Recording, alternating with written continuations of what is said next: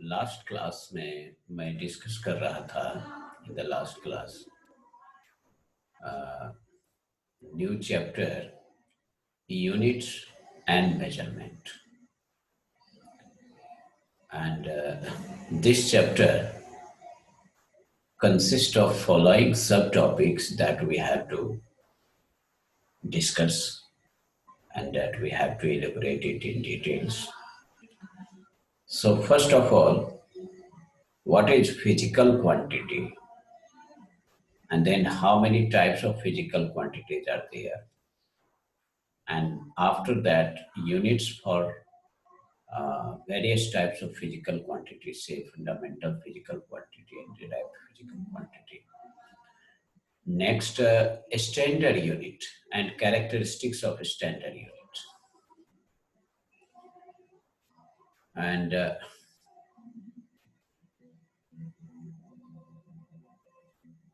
उसके बाद system of units for measurement, जिसमें है FPS system, CGS system, MKS system, and SI system of units. It means altogether 4 system of units that we have to know. Although there are more system of units, but these 4 system of units are worldwide used.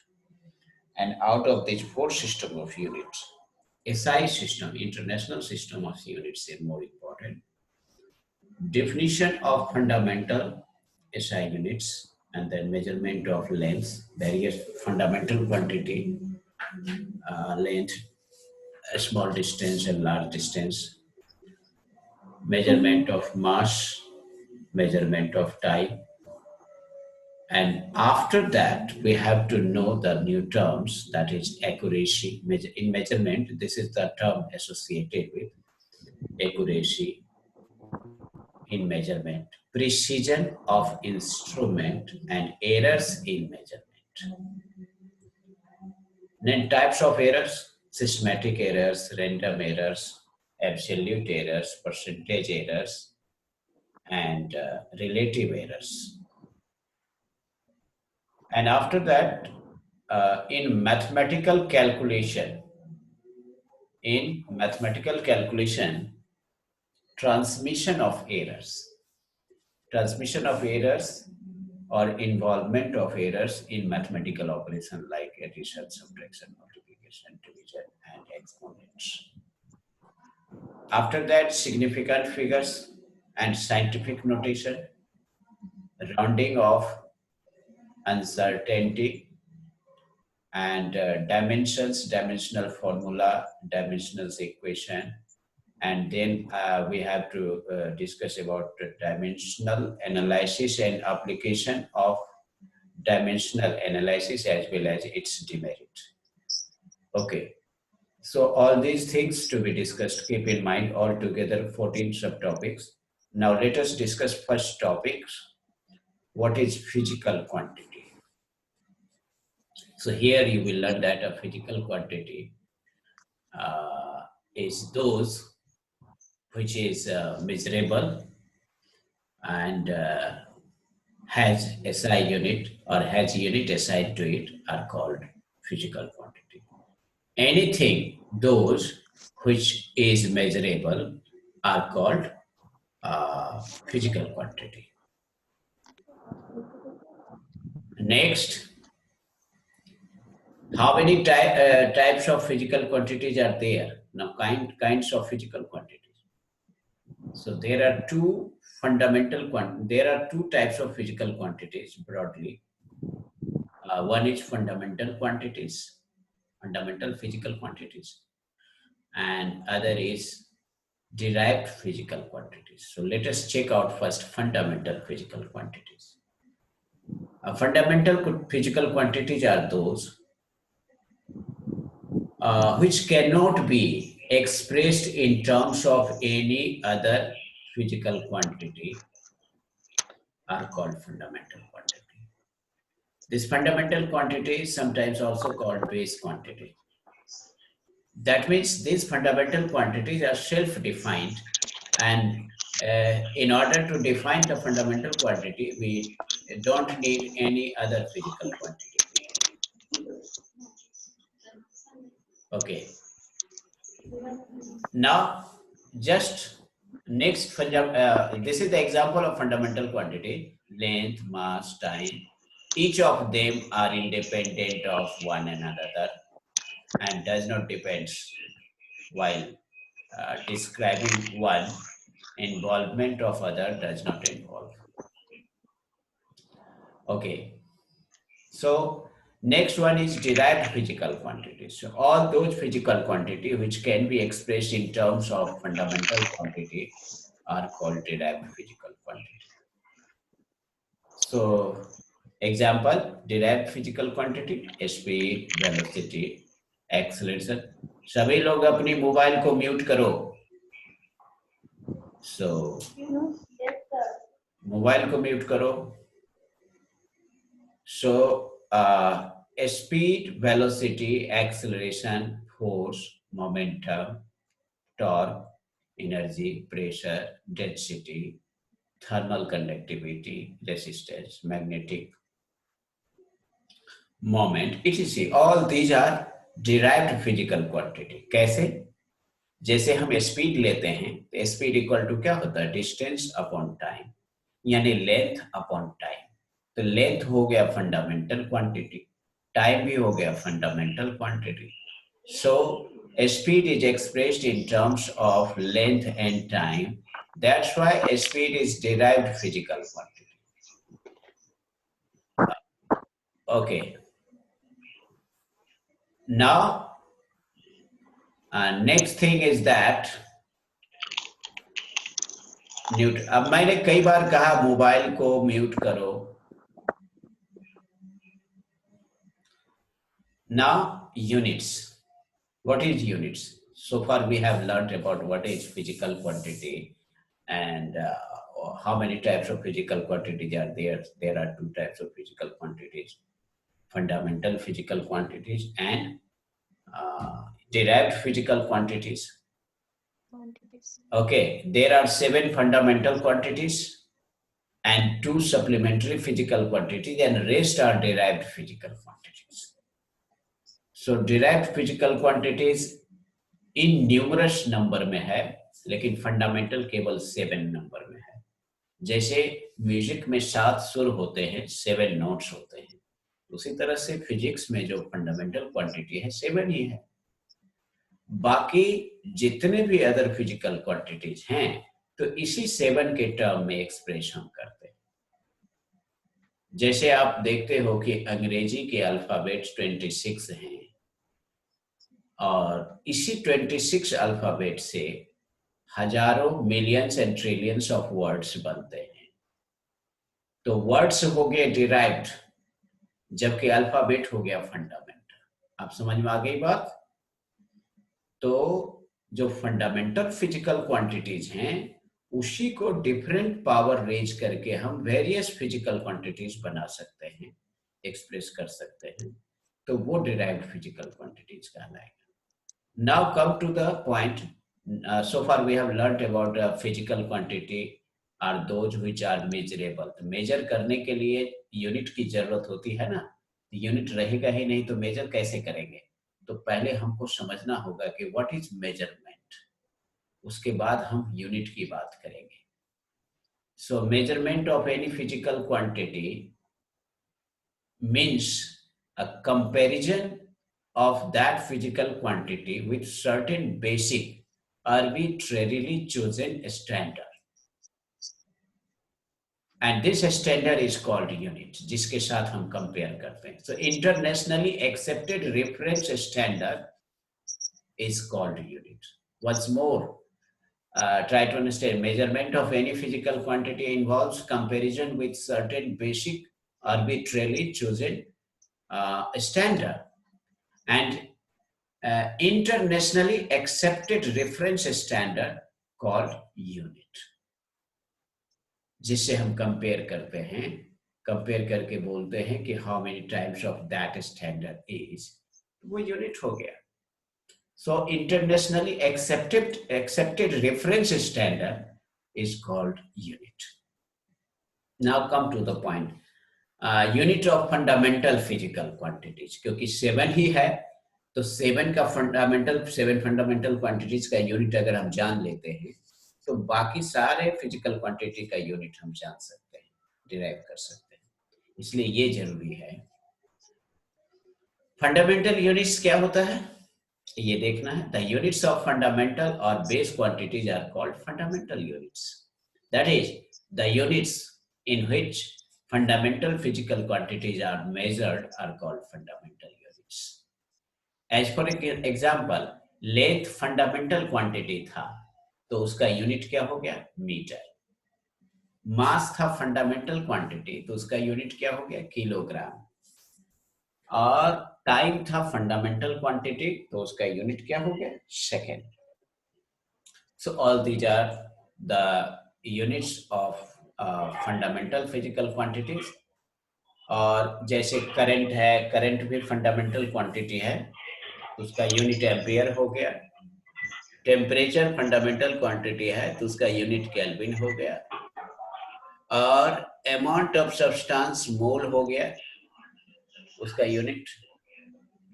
और इस तरह से अब हमें derived unit को समझना है। Fundamental unit समझ गए कि the units in which fundamental quantities are measured are called fundamental units. अब हमें डिराइव को समझने के लिए क्या करना होगा, जिस तरह से मैंने कहा था कि derived physical quantities are those which can be expressed in terms of two or more fundamental quantities are called derived physical quantities. Similarly,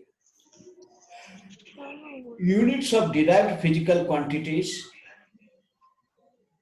can be derived using two or more units of fundamental quantities.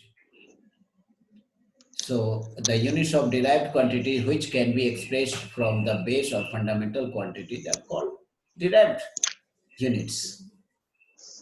Example में क्या है, speed का unit हो जाएगा metre पर second, ये derived हो गया क्योंकि इसमें दो यूनिट इन्वॉल्व हो रहा है। मीटर और सेकेंड दोनों फंडामेंटल यूनिट्स है, लेकिन ये दोनों मिल करके स्पीड की यूनिट को बताता है, इसलिए ये डिराइव्ड यूनिट हो गया। उसके बाद केजी पर मीटर क्यूब, ये हो गया मास पर यूनिट वॉल्यूम, ये भी हो गया derived unit. This is derived unit. उसके बाद है केजी मीटर स्क्वायर पर सेकेंड स्क्वायर। अब आप देखिए केजी मीटर स्क्वायर पर सेकेंड स्क्वायर, ये किस चीज की यूनिट हो सकता है, ये यूनिट हो जाएगा एनर्जी का, क्योंकि केजी हो गया मास, मीटर अपॉन सेकेंड हो गया स्पीड, तो हाफ एम वी स्क्वायर यानी मीटर स्क्वायर पर सेकेंड स्क्वायर, ये हो गया एनर्जी इटीसी। तो ये अब समझ में आ गई बात। तो डिराइव्ड यूनिट हमने समझा, अब हमारा है सिस्टम ऑफ यूनिट। अब तक हमने समझा यूनिट, अब हमें समझना है सिस्टम ऑफ यूनिट। तो यूनिट की जब बात कर रहे थे और जब सिस्टम कहेंगे तो कलेक्शन ऑफ यूनिट हो जाता है, set of unit. So system of unit is defined as a complete set of both fundamental and derived unit. Okay, and there are various system of units, as for example FPS system of unit, CGS system of unit, MKS system of unit, and SI system of units. Okay, so what is character of standard units? Now come to the point. Standard units, we have to know it right now. What do you mean by standard units? How can one select a standard unit for measuring any physical quantity? So a unit selected for measuring a physical quantity must fulfill the following requirements. First one is it should be well defined.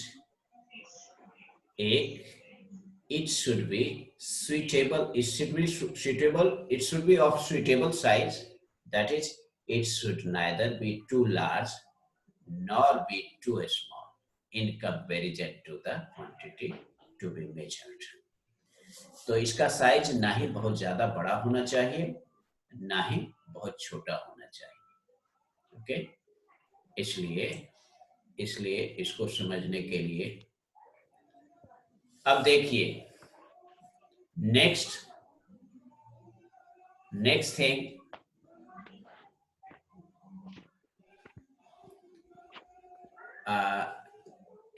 इसमें जो characters है standard unit का वो समझना है। दो discussion हमने किया कि standard unit, while selecting standard unit, you must see that whether it fulfill the following requirements or not.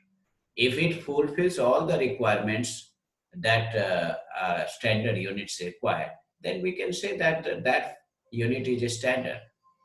So पहला हमने बताया था कि units must be well defined worldwide. दूसरा, it should be of suitable size. That is, it should neither be too large and nor be small in comparison to the quantity which is to be measured. Next, it should be reproducible at all places. यानी इस unit को जहां भी चाहे लोग बना सकते हैं, प्रोड्यूस कर सकते हैं, तैयार कर सकते हैं। उसके बाद it should not change from place to place और टाइम टू टाइम।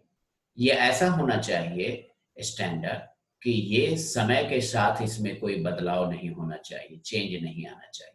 नहीं तो किलोग्राम एक बार बन गया आज से 50 वर्ष पहले, आज के डेट में उसका वैल्यू कुछ और हो जाएगा, तो गलत हो जाएगा। इसीलिए स्टैंडर्ड जब हम सेलेक्ट करते हैं तो टाइम और प्लेस के साथ वो चेंज नहीं होगा। किलोग्राम अगर इंडिया में 1000 ग्राम का होता है तो अमेरिका में भी 1000 ग्राम का ही होगा किलोग्राम। तो इसीलिए उसको चेंज नहीं होना चाहिए place to place.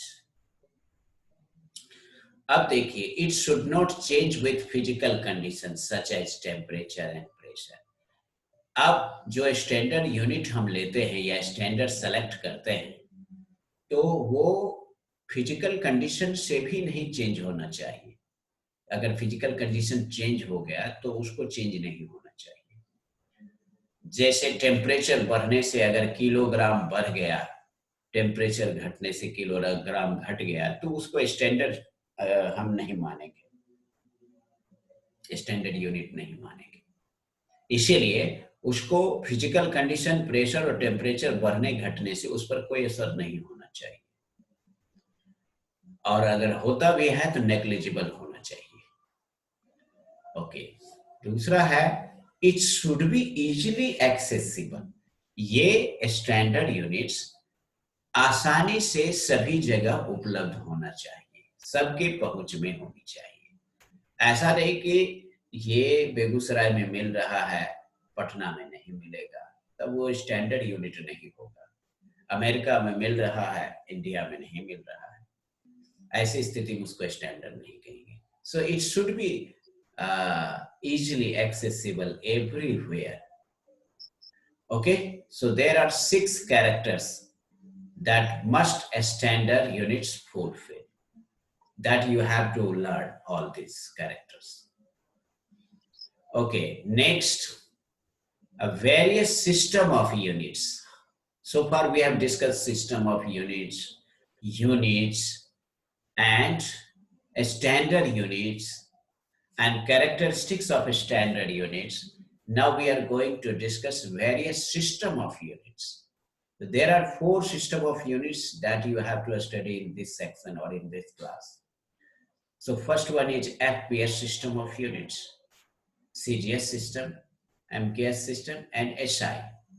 So in earlier time, various systems of units like FPS, CGS, and MKS system of units were used for measurement. They were named so from the fundamental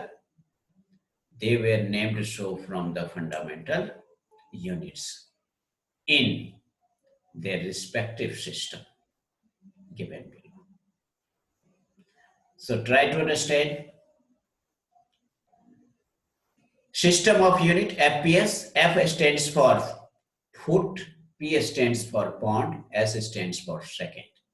यानी एक ऐसा system of unit जिसमें length की unit हो foot, time की unit हो मास की unit हो पाउंड और टाइम की यूनिट हो सेकेंड, तो उस सिस्टम ऑफ यूनिट को हम एफपीएस कहेंगे। अब है सीजीएस सिस्टम ऑफ यूनिट। इसका मतलब ये हो गया, it is a system of units in which length is measured in centimeter and mass is measured in gram and time is measured in second, and such unit of system is called CGS system of unit. C for centimeter, G for gram, S for second, and here F for foot, P for pound, S for second.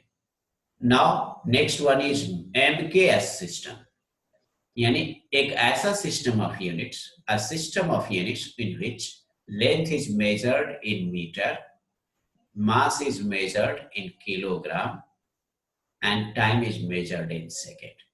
M stands for meter, K stands for kilogram you can say, and S stands for second.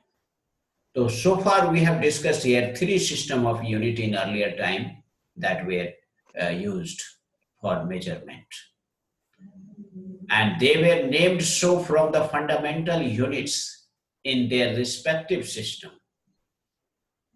अब देखिए इस system में fundamental quantity length है तो उसको हम foot कहेंगे, उसका यूनिट फुट हो जाएगा एफपीएस में।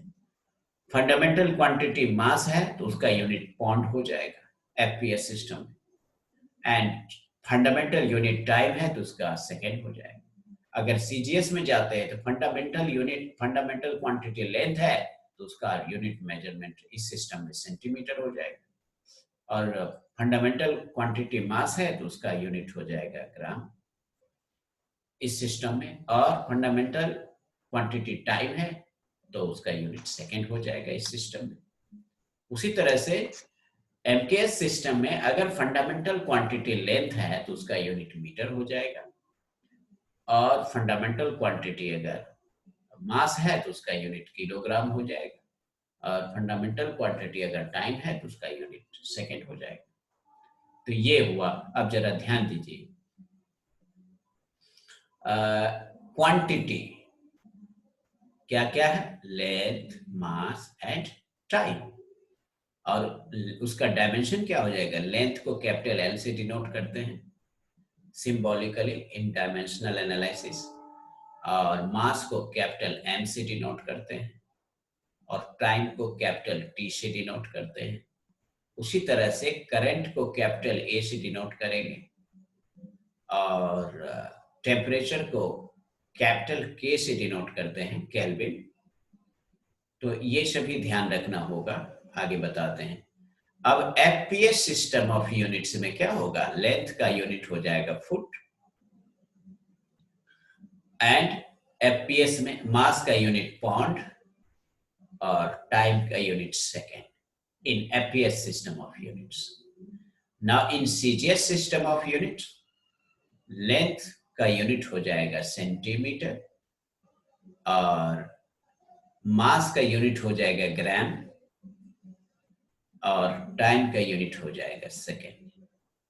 अब एमकेएस में जाते हैं तो लेंथ का यूनिट मीटर, मास का किलोग्राम और टाइम का सेकेंड।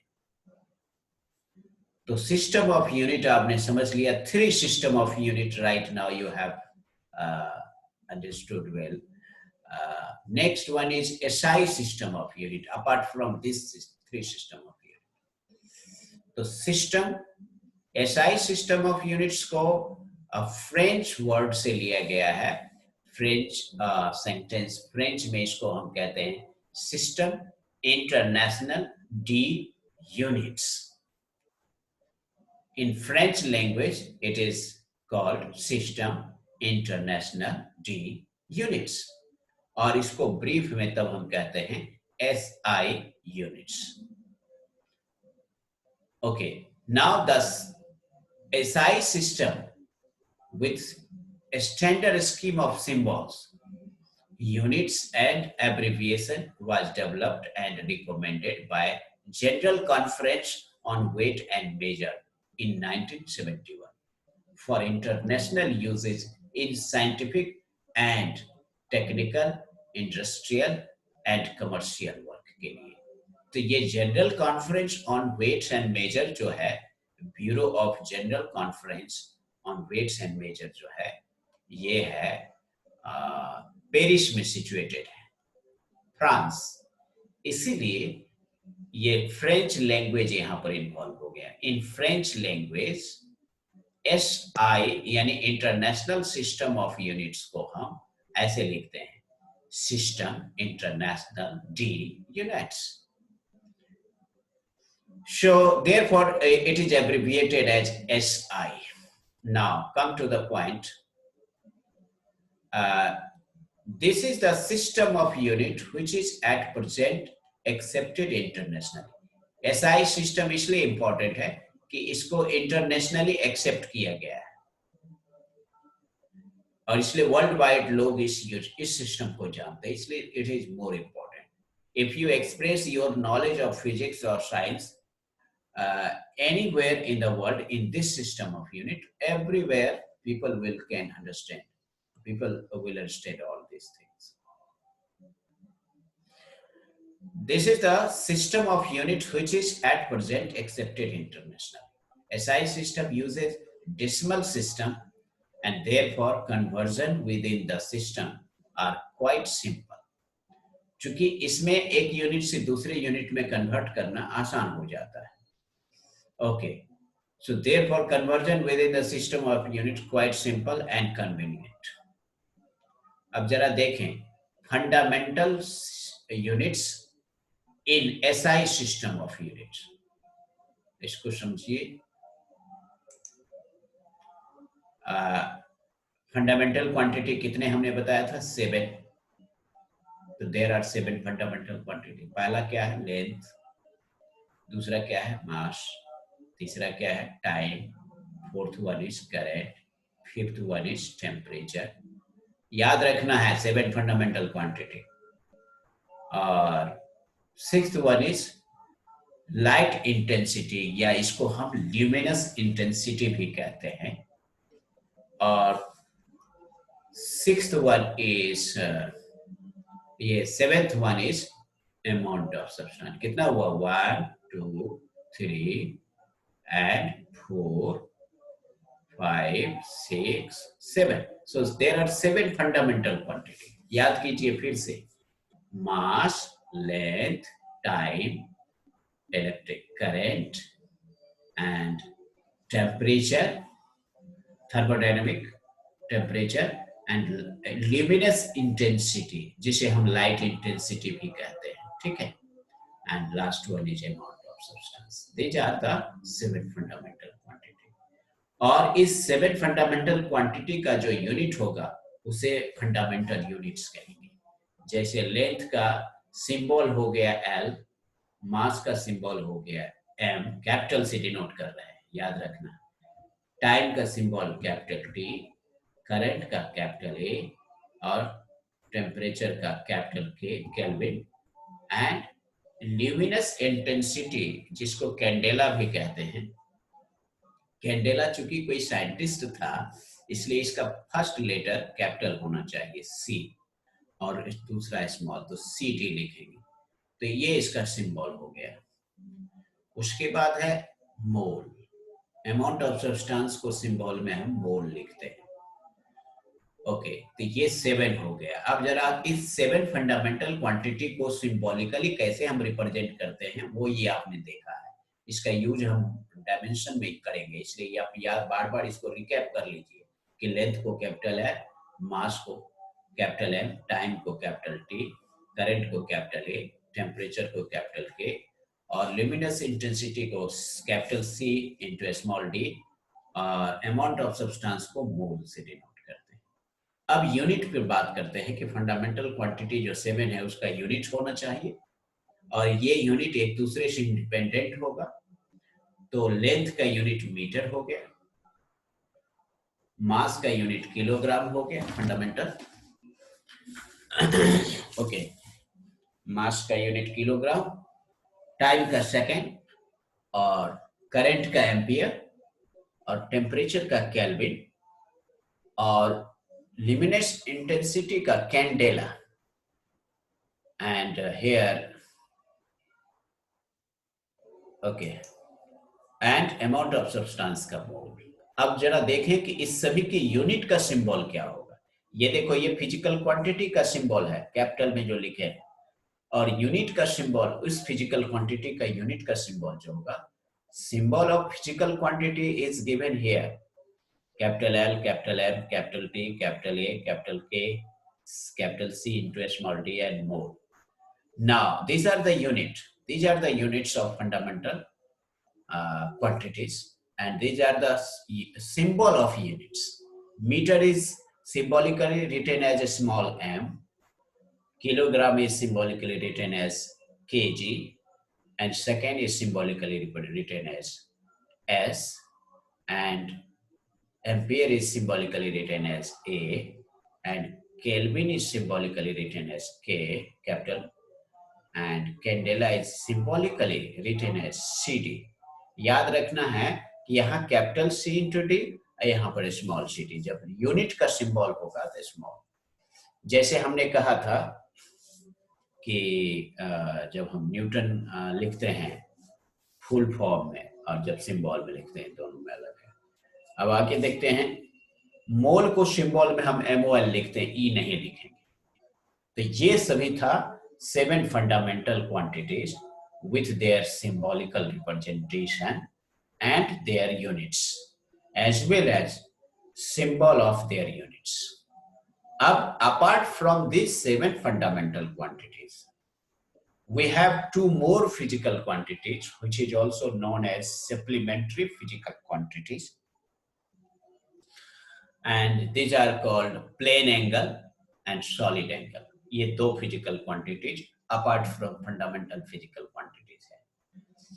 प्लेन एंगल हो गया कि आप किसी प्लेन में दो लाइन जो एंगल बनाता है तो वो प्लेन एंगल कहलाएगा। जैसे घड़ी की सुई आपके डायल केस पर जो एंगल बनाता है वो प्लेन एंगल हो जाएगा, और इसका ऐसा यूनिट होगा रेडियन, और उस यूनिट का शॉर्ट फॉर्म होगा रेड, RAD, और उस एंगल को डिनोट करते हैं हम थीटा से। यहाँ लिख दिया है d थीटा, तो d theta very small angle हो गया, लेकिन हम थीटा से डिनोट करेंगे। अब आते हैं, दूसरा है सॉलिड एंगल। जैसे आप मार्केट में जाके कुल्फी खाते हो, तो वो कुल्फी का जो वर्टेक्स है या कोन का जो वर्टेक्स है, वहां जो एंगल है वो सॉलिड एंगल है, वो 3 डायमेंशनल एंगल हो गया, 3D एंगल हो गया, इसलिए उसको सॉलिड एंगल कहते हैं। और किसी स्फीयर का जो solid angle, total solid angle होगा, वो होगा कितना, 720 डिग्री। और जबकि किसी सर्किल के सेंटर पर टोटल एंगल कितना बनेगा, 360 डिग्री।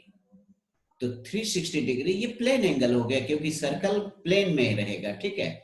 जबकि स्फीयर 3D हो गया तो उस पर उसका डबल बनेगा, यानी कि 2 पाई एंड 4 पाई। 2 पाई हो गया, 2 पाई रेडियन प्लेन एंगल हो गया किसी सर्कल के सेंटर पर, और 4 पाई हो गया सॉलिड एंगल किसी स्फीयर के सेंटर पर। तो सॉलिड एंगल का यूनिट हो जाता है एस्टर रेडियन, एस्टर रेडियन, और उसको SR से डिनोट करते हैं सिंबॉलिकली। ओके, अब आगे बढ़ते हैं, definition of SI unit of fundamental physical quantities. अभी तक हमने पढ़ा है कितने फंडामेंटल क्वांटिटीज, 7। क्या क्या था, लेंथ, मास, टाइम, और क्या था, करंट, टेम्परेचर, और ल्यूमिनस इंटेंसिटी। अगर याद नहीं रहेगा तो उसको लाइट इंटेंसिटी कह सकते हो। और क्या था, amount of substance, these are the amount of substance. ये ध्यान रखना है तो ये 7 फंडामेंटल क्वांटिटी हुआ। तो अब उसके 7 फंडामेंटल क्वांटिटी का जो यूनिट होगा वो फंडामेंटल यूनिट कहलाएगा, और उस फंडामेंटल यूनिट को डिफाइन करना जरूरी है, क्योंकि जब इसको हम डिफाइन कर लेते हैं तो फिर डेराइव्ड यूनिट को डिफाइन करने की जरूरत नहीं पड़ेगा। इसलिए पहला फंडामेंटल क्वांटिटी है लेंथ, और लेंथ का ऐसा यूनिट क्या है? मीटर। तो मीटर को डिफाइन करना है हमें कि what do you mean by metre. तो मीटर का डिफिनीशन है the metre is the length of a path travelled by the light in vacuum during a time interval of 1/299,792,458 of a 1 second. Meaning समझ में आया? यानी 1 second का कितना हिस्सा? 299,792,458।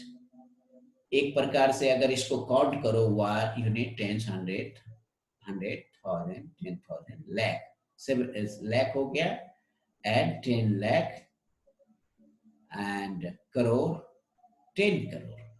इसका मतलब ये हो गया कि 1 सेकेंड का लगभग 2 करोड़वां हिस्सा, यानी 20 करोड़वां हिस्सा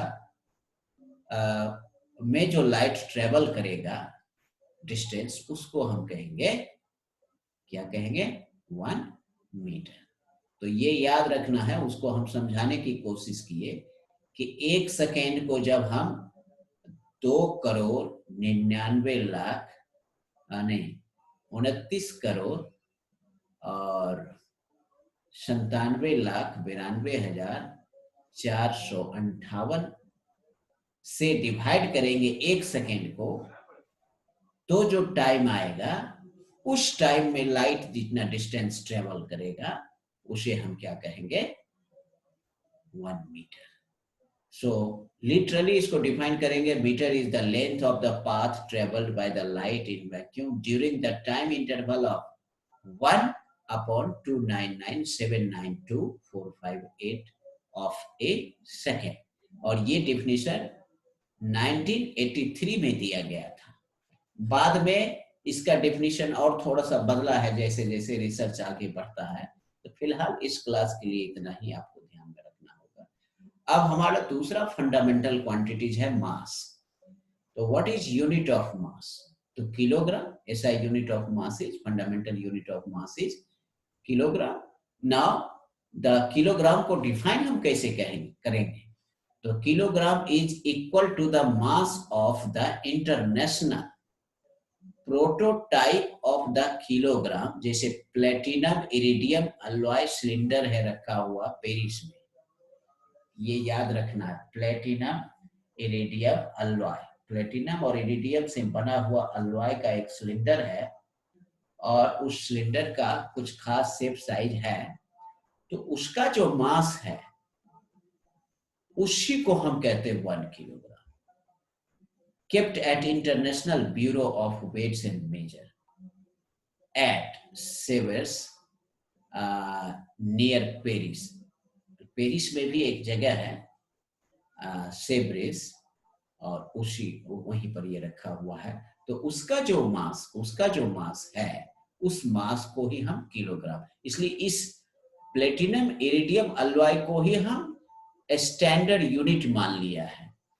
क्योंकि इसकी खास बात क्या है कि ये टेम्परेचर और फिजिकल कंडीशन के बदलने से ये बदलता नहीं है, चेंज नहीं होता है, इसलिए इसको लिया गया है प्लेटिनम और इरिडियम। ये डिफिनीशन दिया गया है 1889 में मास का, और ये आज भी चल रहा है।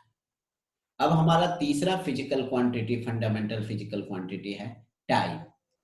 तो टाइम का ऐसा यूनिट क्या होगा? सेकेंड। तो सेकेंड को हम कैसे डिफाइन करेंगे? कोई पूछ देगा what do you mean by second. इसको किसी ने कैसे डिसाइड किया होगा कि इसको हम 1 सेकेंड कहेंगे? पहले ये डिसाइड होना होगा ना कि 1 सेकेंड का मतलब क्या होता है। तो ये डिफिनीशन यहां से समझ में आएगा। जैसे 1 किलोग्राम का मतलब क्या होता है वो समझ में आ गया। तो The second is the duration of 9192631770 periods of radiation corresponding to the transition between the two hyperfine level of ground state of cesium 133 atom. ये 1967 में दिया गया था डेफिनेशन। अब ये ग्राउंड स्टेट में हाइपर फाइन लाइन जो